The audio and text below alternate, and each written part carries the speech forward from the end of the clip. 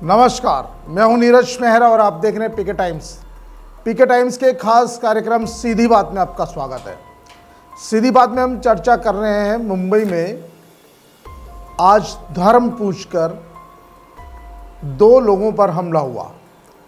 पिछले कुछ सालों में हमारे देश में धार्मिक कट्टरता या जातीय कट्टरता इतनी बढ़ती जा रही है कि कभी धर्म के नाम पर, कभी जाति के नाम पर, कभी क्षेत्र के नाम पर आए दिन इस तरह से लोगों पर हमले हो रहे हैं। ये सिस्टम की चूक है या फिर कट्टरता का जहर। मुंबई देश की आर्थिक राजधानी है जहां सुरक्षा पर हमेशा भरोसा रहा है, लेकिन आज वही मुंबई एक खौफनाक सवाल के सामने खड़ी है। मुंबई का ये हमला सिर्फ एक घटना नहीं है, एक चेतावनी है कि खतरा अब बाहर से नहीं अंदर से भी हो सकता है। ताज़ा मामला महाराष्ट्र के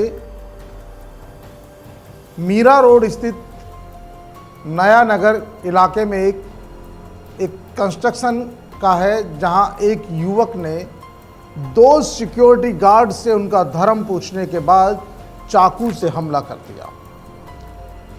पुलिस ने हालांकि आरोपी युवक को जैब जुबैर अंसारी को गिरफ्तार कर लिया, लेकिन इस घटना ने एक तरह से पुलिस प्रशासन और सरकार के सामने एक बड़ा सवाल खड़ा कर दिया कि आखिरकार लोगों में कानून का खौफ क्यों नहीं है।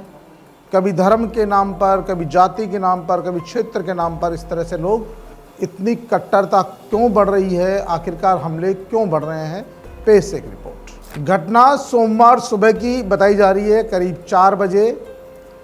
पुलिस के अनुसार आरोपी जैब जुबैर अंसारी ये मुंबई जो एक कंस्ट्रक्शन साइट पर जाता है, लगभग 4 बजे की घटना है। वहाँ 2 सिक्योरिटी गार्ड थे, राजकुमार मिश्रा और सुब्रतो रमेश सेन। आरोपी पहले इलाके में आया और मस्जिद का रास्ता पूछा। कुछ समय बाद फिर वापस लौटा। उसने एक गार्ड से धर्म पूछने के बाद अचानक चाकू से ताबड़तोड़ हमला कर दिया। इसके बाद वह कैबिन में घुसा और वहीं दूसरे गार्ड से कलमा पढ़ने को कहा। जब गार्ड ऐसा नहीं कर पाया तो उस पर भी हमला कर दिया। दोनों घायल गार्डों को तुरंत अस्पताल में भर्ती कराया गया है, जहां उनकी हालत गंभीर बताई जा रही है। आरोपी को गिरफ्तार कर लिया गया है। महाराष्ट्र एटीएस ने उसके घर से ISIS से जुड़े नोट्स, एक लैपटॉप और कुरान की 3 कॉपियां बरामद की है। बताया जा रहा है कि आरोपी ने हमला अकेले प्लान किया था। घटना के करीब 1.5 घंटे के भीतर ही नया नगर पुलिस ने CCTV फुटेज के आधार पर आरोपी की पहचान की और उसे गिरफ्तार कर लिया। इसके बाद उसे ठाणे की अदालत में पेश किया गया, जहां से उसे 4 मई तक पुलिस हिरासत में भेज दिया गया है। ATS ने बताया कि आरोपी साइंस ग्रेजुएट है, यानी पढ़ा लिखा है। लोग कहते हैं कि पढ़े लिखे लोग इस तरह की घटनाएं नहीं करते, सिर्फ जो बेरोजगार हैं, निठल्ले बैठे रहते हैं, वही इस तरह की बातें सोचते हैं। उनके दिमाग में कहीं न कहीं क्राइम आता है। लेकिन अब तक जिस तरह के हमले सामने आए हैं, उनमें जो आरोपी या साइंस ग्रेजुएट होता है, या इंजीनियरिंग पढ़ा होता है, या मेडिकल स्टूडेंट होता है। सबसे बड़ी बात है कि जो हायर एजुकेशन लेने के बाद में उनकी मानसिकता किस तरह से कुंठित है कि वो इस तरह की घटनाओं को अंजाम देते हैं। आरोपी भी साइंस से ग्रेजुएट है। इससे पहले भी जो घटनाक्रम सामने आया था उसमें भी मेडिकल स्टूडेंट थे, इंजीनियरिंग से जुड़े हुए स्टूडेंट थे। तो कहीं ना कहीं ये बात साफ होती है कि पढ़े लिखे इंसान भी कहीं ना कहीं गुमराह हो जाते हैं।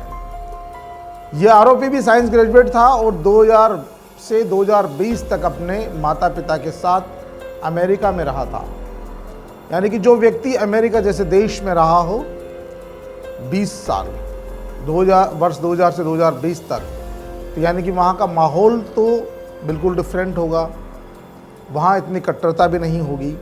इसके बावजूद उसमें धर्म को लेकर इतनी कट्टरता कहाँ से आई और कैसे आई कि उसने धर्म के नाम पर धर्म पूछकर 2 सुरक्षा गार्ड जिनसे उसकी न जान थी न पहचान थी और उन पर जानलेवा हमला कर दिया।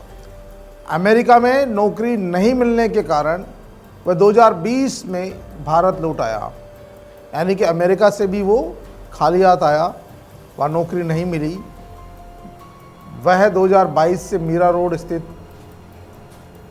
एक बिल्डिंग में अकेला रह रहा था और ऑनलाइन केमिस्ट्री की कोचिंग देता था। यानी कि देखिए आप, जो बंदा केमिस्ट्री की कोचिंग देता हो ऑनलाइन, क्योंकि अमेरिका में रह के आया तो इसका मैंने पढ़ा लिखा था, अच्छा भाषा पे अच्छी पकड़ थी, लेकिन वो सिंगल रह रहा था, अकेला रह रहा था। तो अकेला रहता कई बार खुरापाती जीव होता है और कई खुरापातें आ जाती है।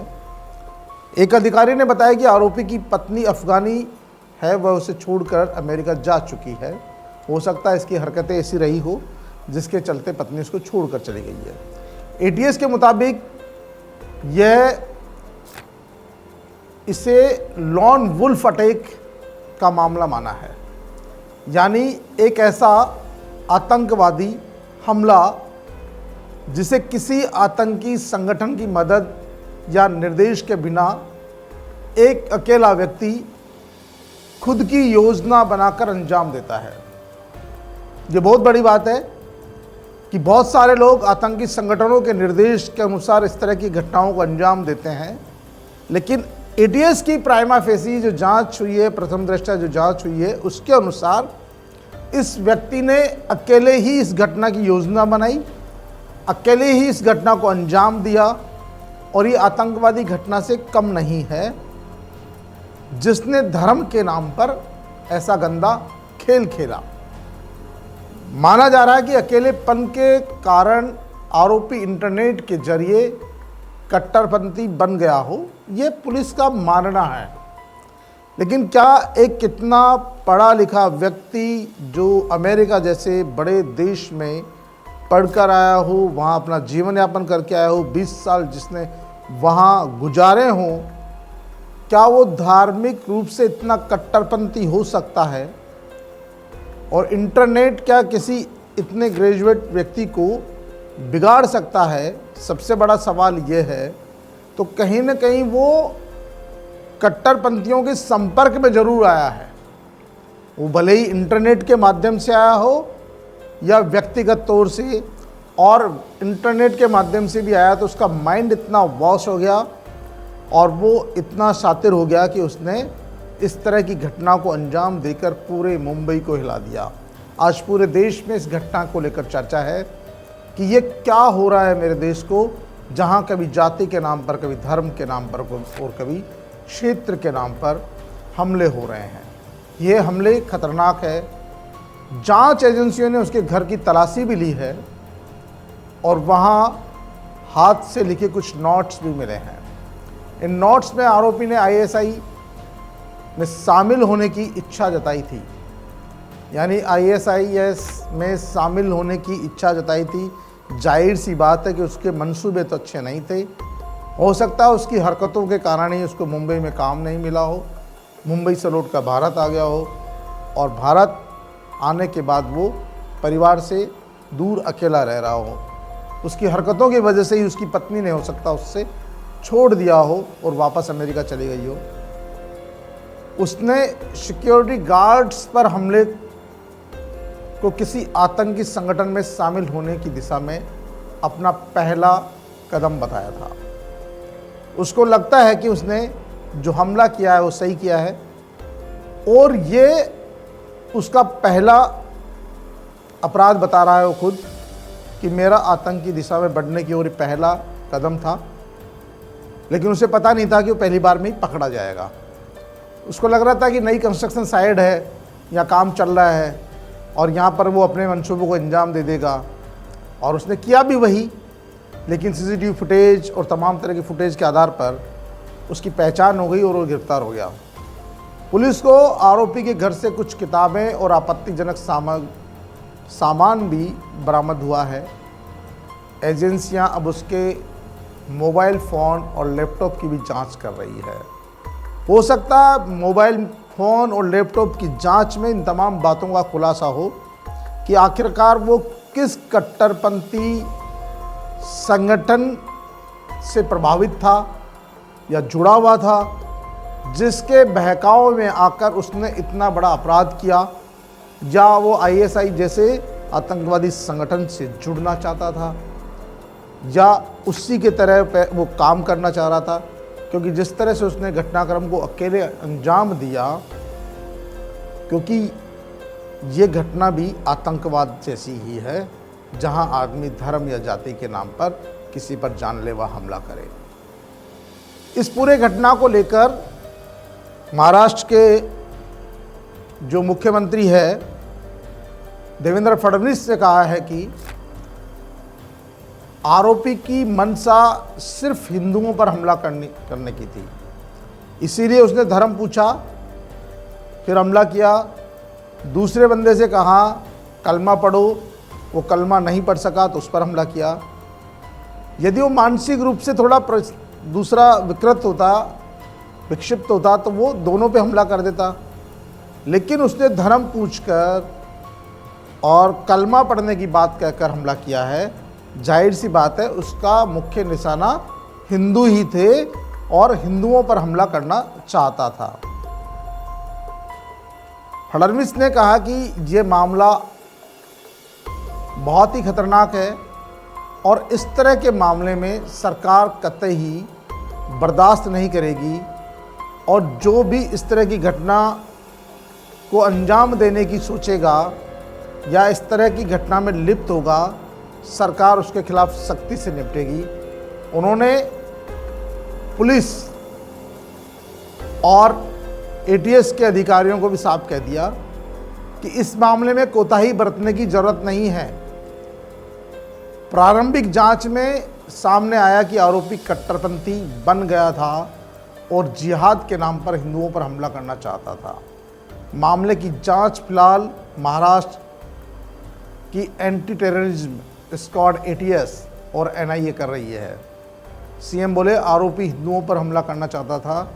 महाराष्ट्र के सीएम देवेंद्र फडणवीस के बयान के बाद, हालांकि पहले से ही पुलिस ने एटीएस ने शिकंजा कस लिया है, लेकिन देवेंद्र फडणवीस की बयान से भी साफ हो गया कि सरकार इस तरह के मामलों में बिल्कुल ढिलाई नहीं बरतने वाली है, माफ़ करने वाली नहीं है, और जो दोषी होंगे, जो इस तरह की घटनाओं में लिप्त होंगे, चाहे वो कोई हिंदू धर्म का हो, किसी मुस्लिम पे इस तरह का हमला करता है, या कोई मुस्लिम हो और हिंदू धर्म के लोगों पर हमला करता है, या कोई क्षेत्रवाद के नाम पर हमला करता है, तो किसी को भी बख्शा नहीं जाएगा और उसके खिलाफ पुलिस अपना काम करेगी और सरकार सख्ती बरतेगी।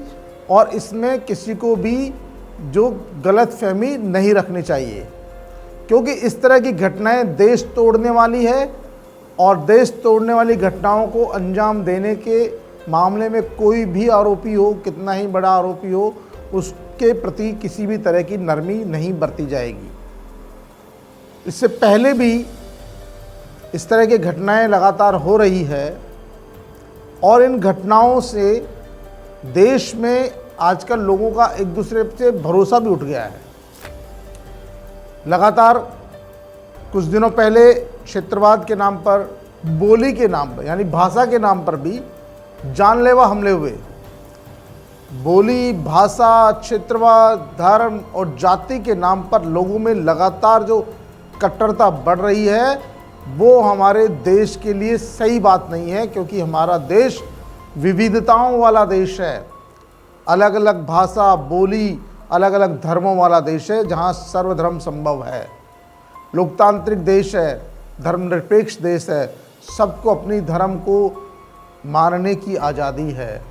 बस किसी को दबाव, द्वेष या लालचवश आप धर्म परिवर्तन नहीं करा सकते, नहीं तो सबको अपना अपना धर्म मानने की स्वतंत्रता है और सब अपना अपना धर्म अपनी अपनी धार्मिक आज़ादी के अनुसार मनाते भी हैं, मानते भी हैं। लेकिन धार्मिक कट्टरता को कभी भी देश में बर्दाश्त नहीं किया जाएगा। और ये जो ताज़ा उदाहरण मुंबई में हुआ है, इसके बाद पुलिस अलर्ट पर है। मुख्यमंत्री ने साफ निर्देश दिए हैं कि ऐसे कट्टरपंथियों के प्रति किसी भी मामले में नरमी बरतना अच्छी बात नहीं होगा। ऐसे कट्टरपंथियों को सबक सिखाया जाना चाहिए। अब एटीएस ने उनको रिमांड पर लिया है। इसमें खुलासा होगा कि वाकई में इस बंदे ने किससे प्रशिक्षण लिया है, किनके इशारों पर ये काम कर रहा है, या फिर इसकी खुद की सोच ऐसी हो गई है कि वो एंटी मुस्लिम्स को इस तरह से शिकार बनाए, निशाना बनाए। ये जांच का विषय है और पुलिस लगातार पूछताछ कर रही है, जांच कर रही है। लेकिन इस हमले ने सबसे बड़ा ये सवाल ये खड़ा कर दिया, क्या हमारे देश में धार्मिक कट्टरता बढ़ रही है और इस तरह के जो हमले हैं वो क्या सही है? इस तरह के हमलों के खिलाफ पक्ष विपक्ष मिलकर क्यों नहीं आवाज़ उठाता और सरकार इस मामले में और ज़्यादा सख्ती बरते तो इस तरह की घटनाएं जो अंजाम देने वाले हैं उन पर लगाम लग सकेगी। क्योंकि आए दिन भाषा, जाति, क्षेत्र के नाम पर ये जो हमले बढ़ रहे हैं, कहीं न कहीं इस तरह के जो संकीर्ण मानसिकता के लोग हैं, कट्टरवादी मानसिकता के लोग हैं, उनके हौसले बढ़ते हैं। तो सीधी बात में फ़िलहाल इतना ही। कल फिर हाजिर होंगे किसी नए मुद्दे के साथ, किसी नई बात के साथ। तब तक के लिए नमस्कार।